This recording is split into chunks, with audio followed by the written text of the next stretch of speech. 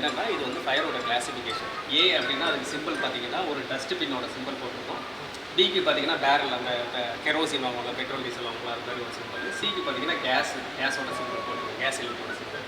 ஏ அப்படின்னா வந்து நார்மலாக வந்து சாலிடான மெட்டீரியல்ஸ் ஃபயர் ஆச்சுன்னா அது வந்து ஏ கிளாஸ்ன்னு சொல்லுவாங்க. இன்னும் சிம்பிளாக சொல்லணும்னா அந்த குப்பை தொட்டியில் போடக்கூடியது.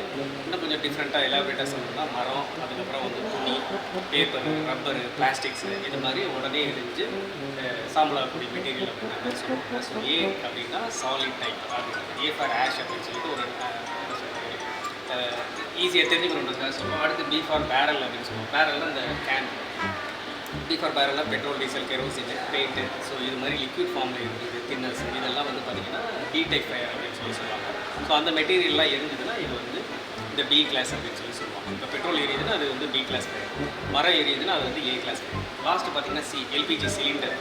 ஸோ அது மாதிரி வந்து கேஸஸ் இருந்ததுன்னா அது வந்து சி கிளாஸ் ஃபயர். இது இல்லாமல் கரண்ட்டில் ஆப்ரேட் ஆகக்கூடியது மோஸ்ட்லி சியில் தான் சொல்லுவாங்க. ஸோ ஏபிசி போட்டுருதுன்னா any kind of fire. Mostly வந்து ஏபிசி அப்படின்றது காமனாக எல்லா இடத்துலையும் இருக்கிறது. ஸோ ஏபிசின்னு போட்டுருதுன்னா எல்லா ஃபயருக்கும் அதை யூஸ் பண்ணுற மாதிரி. இது இல்லாமல் மற்ற இதுவும் இருக்குது. இ கிளாஸ் இருக்குது, எஃப் கிளாஸ் இருக்குது, அதுக்கப்புறம் பார்த்திங்கன்னா டி கிளாஸ் இருக்குது. ஸோ மற்றதெல்லாம் அந்த சிலிண்டர்ஸ் பார்த்திங்கன்னா எக்ஸ்பிளைன் பண்ணுறேன்.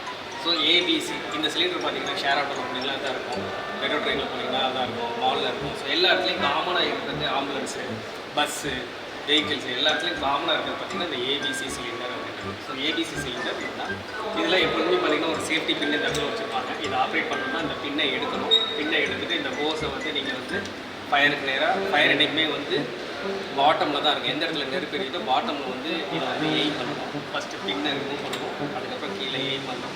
அதுக்கப்புறம் பின்னை எடுத்துட்டிங்கன்னா இந்த லிவரை வந்து ப்ரெஸ் பண்ண முடியும். இதை ப்ரெஸ் பண்ணிவிட்டு லாஸ்ட்டாக பார்த்தீங்கன்னா ஸ்வீப் ஒரே இடத்துல ஃபயர் இருக்காது. அதனால் பாட்டமில் வந்து ரைட் டு லெஃப்ட் வந்து பண்ணணும்.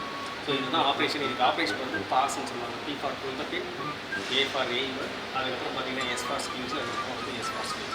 இதுதான் வந்து பேசிக்காக இதை பற்றின ஆப்ரேஷன். இதுக்கு மெயின்டெனன்ஸ்லாம் செப்பரேட்டாக இருக்குது. மந்த்லி ஒன்ஸு செக் பண்ணணும். அதுக்கப்புறம் பார்த்திங்கன்னா குவார்ட்டர்லி ஒன்ஸ் செக் பண்ணணும்.